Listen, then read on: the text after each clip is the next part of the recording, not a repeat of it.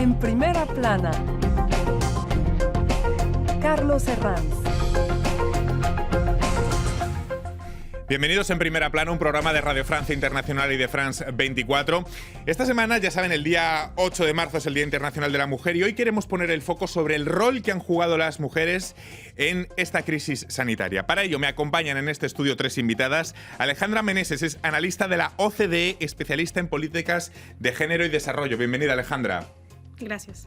Laura Carpentier-Goffre, socióloga y experta en cuestiones de género. Bienvenida, Laura. Gracias. Y Paola Martínez Infante, periodista independiente. Bienvenida, Paola. Hola, Carlos, gracias por la invitación. El rol de la mujer en la pandemia, hoy nuestro asunto aquí en Primera Plana. El impacto que está teniendo la pandemia en las mujeres es mayor a pesar de que la prevalencia es más alta en hombres, a consecuencia de aspectos relacionados con los roles de género y con la precarización hacia las tareas de sostenimiento de la vida que hacen mayoritariamente las mujeres. Mujeres que soportan una mayor carga de trabajos precarios y de economía sumergida de forma muy visible en Latinoamérica, o están mayoritariamente en la primera línea de trabajos de cuidados y de atención sociosanitaria. El contexto pandémico ha sacado a la luz el rol del trabajo de cuidados que históricamente no han tenido reconocimiento. Hoy en el programa hablamos del rol de la mujer en la pandemia, que ha evidenciado el diagnóstico de algunos planteamientos de la economía feminista en cuanto a la importancia de las relaciones humanas sobre las productivas. Repasemos antes algunas portadas de prensa. Revista Time, en su edición de Mujeres y Pandemia, se encarga del reto para madres trabajadoras, su lucha y esa cuestión de los cuidados en casa. Luego hablaremos de ello. El Periódico de Cataluña, 2020, año de liderazgo femenino. Dice el rotativo que en mitad de la pandemia muchas mujeres de diversos sectores como la política o la sanidad han destacado por su liderazgo. O Globo, en Brasil, COVID y ellas. Las mujeres, dice el rotativo, tienen un día a día mucho más impactado por la pandemia. Bueno, lo primero, Alejandra, si vamos a hacer una ronda en general, ¿qué rol han jugado las mujeres durante esta pandemia? ¿Qué destacaríais de ese papel? Primero que todo, las mujeres en América Latina y el Caribe siempre han desempeñado un rol importante en la economía. Solo que hasta hace muy poco tiempo este rol no ha sido reconocido ni valorizado por las personas ni por los formuladores de políticas públicas en estos gobiernos. Las mujeres en América Latina aproximadamente dedican 3 veces más del tiempo en tareas domésticas y en cuidados no remunerados que los hombres en América Latina y el Caribe. Esta cifra es muy importante porque revela que las mujeres en América Latina tienen este rol de madres, de cuidadoras principales en los hogares y además de esto revela que debido a los roles de género tradicionales que están enraizados en la cultura de América Latina y el Caribe, no les permite dedicar su tiempo libre a otras actividades productivas, a otras actividades de participación política u a actividades laborales que las permitan tener una independencia económica. Este es un rol muy importante que siempre han cumplido las mujeres y que ahora se ha visibilizado durante la pandemia. Otro rol muy importante de las mujeres es que son mayoritarias en el sistema de cuidados. Aproximadamente el 80% de las personas que trabajan en el sector doméstico en América Latina y el Caribe son mujeres. Esto quiere decir que la mayoría de estas mujeres se van a encontrar primero, en la casa teniendo un rol de madres, de cuidadoras, y segundo, cuando van a trabajar, van a tener también este mismo rol que ahora con la pandemia se ha agudizado y han tenido una carga doméstica y una carga emocional mucho más grande. Vamos a repartir juego. Laura, ¿qué destacarías del rol de las mujeres en esta pandemia? Además de lo que dijo Alejandra, agregaría también que estuvieron en la primera línea del frente también directamente en contacto con el coronavirus, ¿no? Porque las mujeres representan casi el 75% de la población de los y las trabajadoras en el sector de la salud. Entonces, estuvieron muy expuestas, ¿no?, al virus.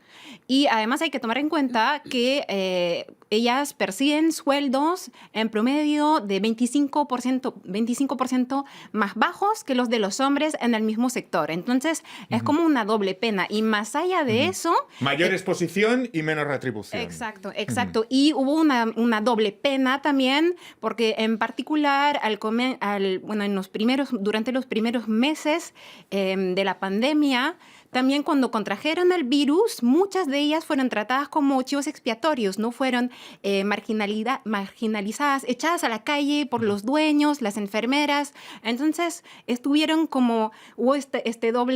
estuvieron en primera línea del frente y además sufrieron pues consecuencias por esta sobreexposición, ¿no? Entonces es una doble pena también. Paola. Haciendo un resumen de lo que están diciendo mis compañeras acá, es cierto que hay un doble juego, digamos. El rol de la mujer ha sido y siempre ha sido el pilar de la sociedad, no hay que olvidarlo. Solo que la pandemia puso en evidencia efectivamente que ese rol, que es fundamental en todas las sociedades, fue fragilizado por la desigualdad de género, que es una pandemia también en América Latina, el Caribe y en otros lados del mundo también. Y por otro lado, quisiera agregar que las mujeres, si bien han sido chivo expiatorio y al mismo tiempo víctimas, entre comillas, de esta situación, han sido el motor también de un montón de iniciativas para poder salir de la situación grave y que no hay que olvidarlo, que no se ha acabado todavía. Entonces veremos más adelante cómo de alguna manera, si bien tienen el rol de víctimas, entre comillas, aunque no me gusta esa palabra, también han sido el motor y siguen siendo el motor de toda la situación, de cómo salir de la situación actual en la cual nos encontramos. Millones de mujeres trabajan en la informalidad en América Latina o en empleos precarios en contacto con la población. Para ellas es imposible decidir entre distancia social y un sueldo. Otras muchas han dejado de plano su empleo, marcando un retroceso importante de la presencia de las mujeres en el mercado laboral. Muchas de ellas se han tenido que quedar en casa con niños que no han podido ir a la escuela durante meses. ¿Cómo reparar esta brecha que aún se ha acrecentado aún más en de por sí una región tan desigualdad como América Latina, Alejandra? Bueno, primero que todo, yo creo que es importante contextualizar la situación socioeconómica que se vive actualmente en América Latina y el Caribe debido a la pandemia.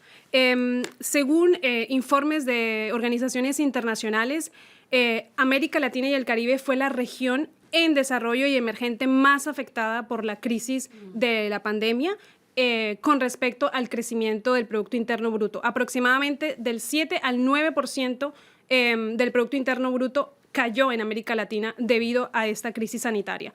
Además de esto, 10% de la desocupación laboral aumentó el año pasado en América Latina y 22% de la tasa de desocupación de las mujeres está prevista para el periodo del 2020 al 2021.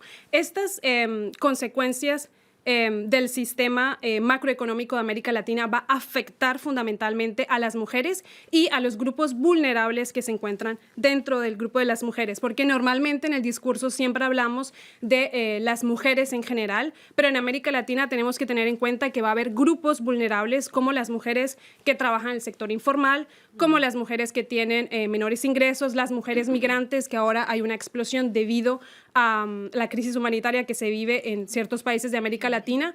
Además de esto, las mujeres afrodescendientes, las mujeres indígenas. Vemos que en el caso de la pandemia, estas mujeres fueron las más afectadas y las más vulnerables durante la pandemia. Entonces, ¿qué se podría hacer en América Latina para revertir esta situación que además, según estimaciones, aproximadamente 10 años de retroceso se va a encontrar en América Latina con respecto a la situación laboral de las mujeres? Lo que los gobiernos tienen que hacer básicamente ahora es tener una nueva visión del sistema de cuidados y reinventar el pacto social en América Latina. Una de las medidas que podrían tomar los gobiernos en América Latina sería de reconceptualizar el concepto de cuidados, porque actualmente se está viendo como un gasto social y no como una inversión a mediano y a largo plazo en las economías de América Latina y el Caribe. Vamos a centrarnos en este concepto que decía Alejandra de cuidados, y me quiero quedar ahí, porque hemos hablado cuántas veces durante esta crisis de la importancia de los cuidados. Sin embargo, el nuevo foco en la importancia de los cuidados no necesariamente ha conllevado, al menos hasta ahora, un reconocimiento institucional del carácter feminizado de estos. ¿Por qué hasta ahora no se ha reconocido los cuidados, Laura? Porque En su gran mayoría era un trabajo de mujeres y se consideraba como algo natural. En realidad no se consideraba realmente como un trabajo, ¿no? Sino como el deber. Parte de las obligaciones inherentes al hecho de ser mujer, ¿no? Para entendernos. Exactamente, exactamente. Y agregaría algo también. Es importante tomar en cuenta el tema de la representación política de las mujeres. Hasta hace poco, en realidad, su representación era deficitaria. Lo sigue siendo, pero ni siquiera llegaban a tener un porcentaje suficiente como para imponer sus problemáticas, las problemáticas que afectan en particular a las mujeres en la agenda política. Entonces, obviamente, el asunto también de la paridad es muy importante. No es suficiente, no es automático, pero es sumamente importante, ¿no? La economía de consumo se ha ralentizado cuando no se ha paralizado por completo y ha quedado en un segundo plano ante la necesidad de priorizar el cuidado del que hablamos, del cuidado de las personas ante todo, actividad tradicionalmente llevada a cabo por mujeres como comentábamos. ¿Creen que esto puede tener, Paola, un reflejo en la reconstrucción post-crisis? Este reflejo de tener en cuenta los cuidados y valorar. Pero absolutamente, yo creo que todo está enlazado. El problema acá es que el tema de la paridad y la desigualdad de género, ya lo decía anteriormente, es una pandemia que existe en América Latina desde siglos, ¿ok? Y ya se ha venido trabajando en décadas anteriores, a abrir estos caminos para poder llegar a esta paridad. El problema es que aquí no hay transversalidad.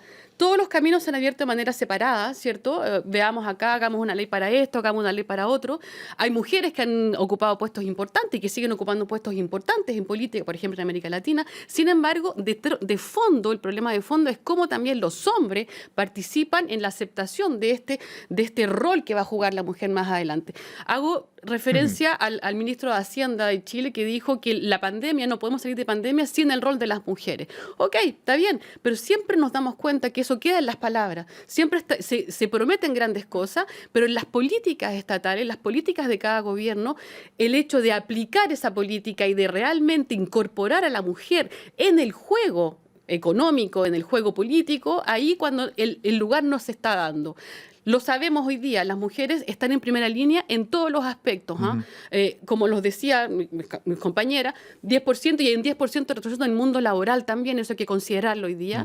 Y cómo hoy día las nuevas políticas económicas, el sistema capitalista, que es fuertísimo en América Latina, una profunda desigualdad social y también que hoy día da cuenta de la desigualdad de género, las mujeres van a poder, debieran tener su lugar, deben tener su lugar. Pero eso todo va a darse si los hombres, entre comillas, esto no se hace sin el hombre, da ese lugar efectivamente a la mujer. Hagamos en este punto una breve pausa y a la vuelta les quiero preguntar por aspectos que han marcado a la mujer durante la pandemia, algunos oscuros como la violencia de género y otros cargados de luz, como la labor de investigadoras que han estado en primera línea y de esa forma de gestionar la pandemia de algunas líderes mundiales que se ha puesto como ejemplo de que pueden existir otras formas de gestionar más empáticas, con mirada femenina, a las que quizás la inercia histórica ha ninguneado siempre. Hasta ahora.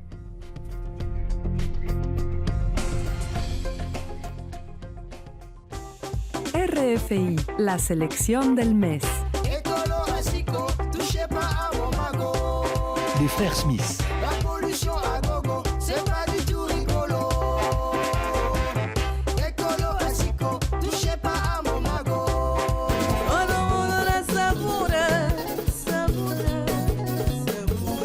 Ondé Gamboa.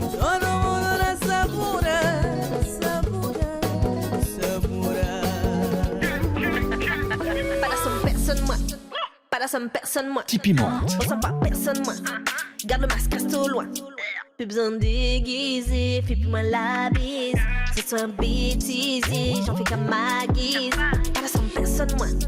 Plus la somme personne, moi. Défile seul dans le silence. Aujourd'hui, j'ai tout le temps. Félixita. Tant fragile, dans la ville immobile. Habitué à faire semblant.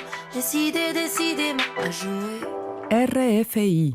Seguimos en primera plana, hoy hablando del rol de la mujer en Latinoamérica y también en el mundo durante esta pandemia, acompañados de Alejandra Meneses, es analista de la OCDE, Laura Carpentier-Goff, doctora en Sociología, y Paula Martínez Infante, periodista independiente. Antes de pasar a otros temas, el caso de las empleadas domésticas, que es muy específico en la región en Latinoamérica, un grupo vulnerable cuyos derechos no han sido para nada garantizados durante este tiempo. Laura. No, y no es nada nuevo, ¿no? Ya desde siglos, ¿no? Ha sido un grupo cuyos derechos han sido muy, muy vulnerados.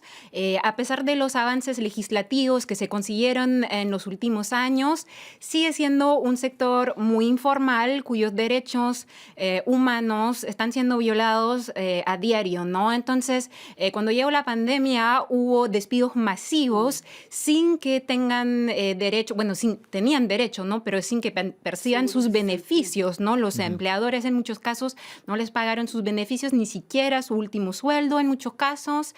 Es un grupo también cuyo acceso al seguro social es muy difícil, ¿no? No se garantiza para nada. Entonces eso ha tenido consecuencias en su capacidad de tener acceso a la atención médica durante la pandemia.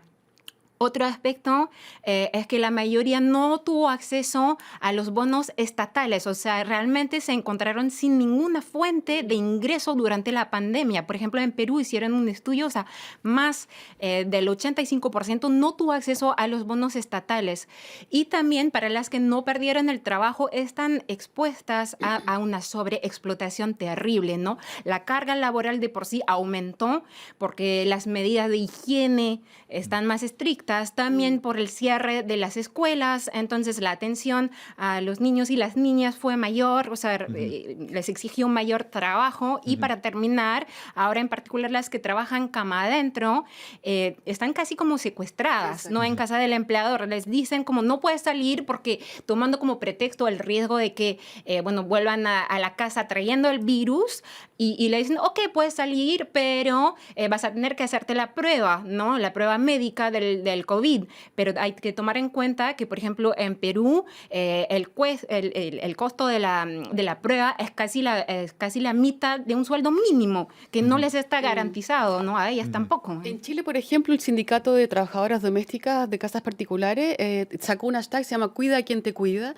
y hoy día exigen efectivamente, porque hubo 14.000 despidos así sin ningún seguro de cesantía detrás, que después lucharon y en septiembre obtuvieron ese seguro de cesantía. 120.000 mujeres están en el mercado negro informal que no tienen ninguna posibilidad de obtener ningún seguro al mismo tiempo, y hoy día están exigiendo que Chile y otros gobiernos puedan ratificar los convenios de la Organización Internacional del Trabajo, que es el 189 y 190, que protege a los trabajadores domésticas por una parte, y también que protege y sanciona el acoso sexual y el abuso en el mundo del trabajo, porque es un sector que es fundamental, que es el pilar también en muchas casas en América Latina. Sin embargo, un sector que está completamente mirado con un desprecio absoluto, y en la cual las mujeres han tenido que salir a la calle a manifestar y siguen haciéndolo para poder ser consideradas como una fuerza de trabajo que necesita también estar resguardada por sus derechos.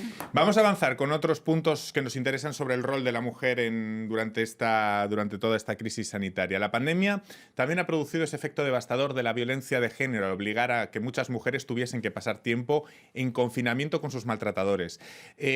Alejandra, las administraciones, los poderes, ¿hasta qué punto han tenido en cuenta esta realidad cuando tomaban sus decisiones? ¿Han activado vías para neutralizar esa violencia al mismo tiempo que decretaban esos confinamientos? Primero que todo, me gustaría contextualizar la situación de la violencia de género que se vive actualmente hoy en América Latina y que siempre se ha vivido. Es otra pandemia silenciosa que viven día a día todas las mujeres latinoamericanas. Según nuestras estimaciones, aproximadamente el 27% de las mujeres en América Latina y el Caribe han experimentado violencia física o sexual por parte de su pareja. Y durante el confinamiento y durante la crisis sanitaria, estas cifras van a aumentar de manera significativa. Además de esto, no solamente existe la violencia física o sexual en América Latina, sino que también existen los feminicidios, que es el asesinato de las mujeres solamente por el hecho de ser mujeres. En el año 2019 se estimaba que aproximadamente 3.800 mujeres fueron asesinadas en América Latina y el Caribe por mano de sus agresores. América Latina solamente cuenta con algunas legislaciones con respecto al feminicidio. 18 países actualmente tienen legislación con respecto a esto, de los 33 países de América Latina y el Caribe. Quiere decir que en materia legislativa y de marcos jurídicos, las mujeres todavía no están siendo protegidas por los gobiernos. Durante estas restricciones de confinamiento, de restricciones también de la movilidad local y también entre regiones en América Latina y el Caribe. En algunos casos, por ejemplo, en Colombia se vio un aumento del 51% de los casos de violencia intrafamiliar. Esta cifra es muy preocupante, no solamente en Colombia, sino también en otros países en América Latina que vivieron la misma experiencia. Sin embargo, hay algunas pistas y algunas iniciativas que fueron lanzadas por los gobiernos. Como por ejemplo... Aproximadamente 177 de las medidas que se tomaron en América Latina y el Caribe para encarar la crisis sanitaria son dedicadas a combatir la violencia doméstica y de género en América Latina y el Caribe. Por ejemplo, tenemos el caso de Argentina, donde se decretó la excepción de cuarentena obligatoria para las mujeres y personas LGTBI que estaban experimentando situaciones de violencia y que se encontraban en una situación vulnerable. Siguiendo el mismo caso de Argentina, el Ministerio de Mujeres, Género y Diversidad hizo un trabajo de coordinación con la policía, con la justicia y con el sector privado para que se abrieran refugios en los hoteles para poder acoger a las mujeres víctimas y sobrevivientes de violencia de género. Sí, si me permite, Laura. por otra parte, hubo políticas públicas sumamente dañinas para las mujeres. Por ejemplo, la alcaldía de Bogotá tomó como decisión condicionar las ayudas monetarias a los hogares de bajos recursos al requisito de que no hubiese denuncia por violencia doméstica dentro de dicho hogar. Obviamente, eso fue una medida disuasiva, ¿no? Las mujeres que están sufriendo violencia por miedo a perder su única fuente de ingresos durante la pandemia no ha ido a denunciar, no podía, porque el riesgo era perder esta fuente de ingreso, ¿no? Vamos a ir saltando de tema en tema porque me quedan muchas cuestiones por abordar y muy pocos minutos. Mucho se ha abordado, vamos a hablar del liderazgo femenino, porque mucho se ha hablado de la gestión de la pandemia de ciertas líderes mundiales. Pongamos, por ejemplo, la primera ministra de Nueva Zelanda, Jacinda Ardern. ¿Qué valores reconocen al liderazgo femenino en una situación de crisis sanitaria y social como la que estamos viviendo? ¿Creen que esta visión más empática del liderazgo femenino puede poner en valor lo que es cierto bien social? Totalmente, totalmente. De hecho, el año pasado, recuerden, la revista Forbes sacó un listado de las 7 mujeres que hoy día están al mando de ciertos países y era donde mejor la crisis se había gestionado. ¿Ah? Los países nórdicos, Dinamarca, Noruega, la primera ministra, Angela Merkel también. Después, bueno, han sido criticados por diferentes aspectos porque la pandemia perdura, no hay que olvidarlo también. A largo término también las cosas funcionan de manera diferente y están un poco tanteando terreno cómo hacer las cosas diferentemente. Sin embargo, yo pienso que efectivamente las mujeres son las que tienen la batuta en alguna manera, porque tienen ese doble estándar de una manera de pensar efectivamente en el mundo laboral, en el mundo del trabajo, en la política, con mujeres súper capaces, súper competentes para poder llevar a cabo política, para poder salir de esta crisis. Y por otro lado está lo que llaman la doble carga mental, que igual si bien es cierto es una problemática, saben lo que pasa en las casas, saben ponerse también en el lugar del otro. Entonces finalmente yo pienso que hoy día esos referentes femeninos que han habido en ciertos lugares, en ciertos países, efectivamente, dan cuenta de este aspecto muy positivo como una apertura, una esperanza de que las mujeres tienen que estar ahí para poder sacar a la gente de la pandemia de alguna manera. Hemos hablado antes de las cargas. Alejandra, hay otras realidades como por ejemplo el teletrabajo que ha impuesto la COVID. No sé si esto puede beneficiar también a algunos públicos como por ejemplo las madres solteras. No sé si algunos de los mecanismos que se han activado durante esta crisis también podemos encontrar ciertos beneficios hacia la mujer. Claro, bueno, con respecto al teletrabajo, primero hay que decir que esto beneficia un porcentaje muy pequeño de la población en América Latina. Aproximadamente el 23% de la población en América Latina puede hacer teletrabajo. Además de esto, hay que destacar que en América Latina las mujeres existe una brecha digital. Las mujeres no tienen el mismo acceso a la tecnología que los hombres. Además de esto, las mujeres tampoco participan de manera igualitaria en los programas de educación como de ingeniería, matemáticas, ciencia, que los cuales van a tener repercusión importante luego en la toma de decisiones y en los proyectos de digitalización en América Latina y el Caribe. Creo que ONU Mujeres está llevando a cabo ahora una iniciativa con diversos gobiernos en América Latina y el sector privado para poder tener un paquete digital que pueda tener una computadora, una tablet, un teléfono celular. Sí, pero perdona, disculpa que te interrumpa, pero la brecha digital tiene que ver con los trabajos que necesitan ese trabajo digital.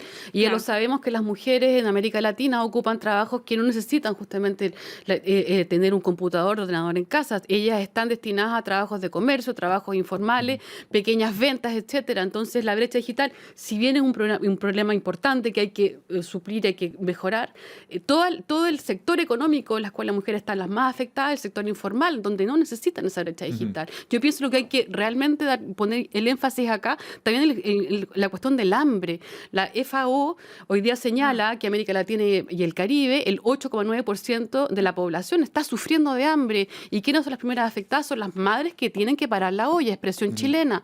Y eso también hay que considerarlo como un elemento importante, porque el teletrabajo es importante, pero sabemos que la mayoría del porcentaje del trabajo que ocupa la mujer hoy día, que hoy día está vulnerabilizado y fragilizado, no es el trabajo digital. ¿Algún apunte más, Laura, Alejandra? Sí, quizás para terminar, si me permites, o sea, también hay que tomar en cuenta que para el porcentaje que no es la mayoría, pero que sí está en condiciones de estar en teletrabajo, hay que tomar en cuenta que muchos estudios demostraron que la ausencia de corte entre la doble jornada de las mujeres, no la jornada de trabajo asalariado y la jornada del trabajo doméstico, esta ausencia de corte, la fusión de ambas jornadas, es un factor muy propicio al burnout, ¿no? Entonces hay que tomar también eso en cuenta. No sé si querías. ¿Algún apunte más?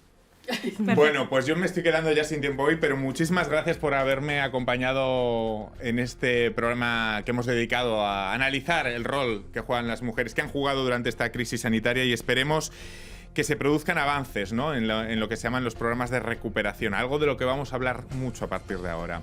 Muchísimas gracias, hasta la próxima semana aquí en Primera Plana.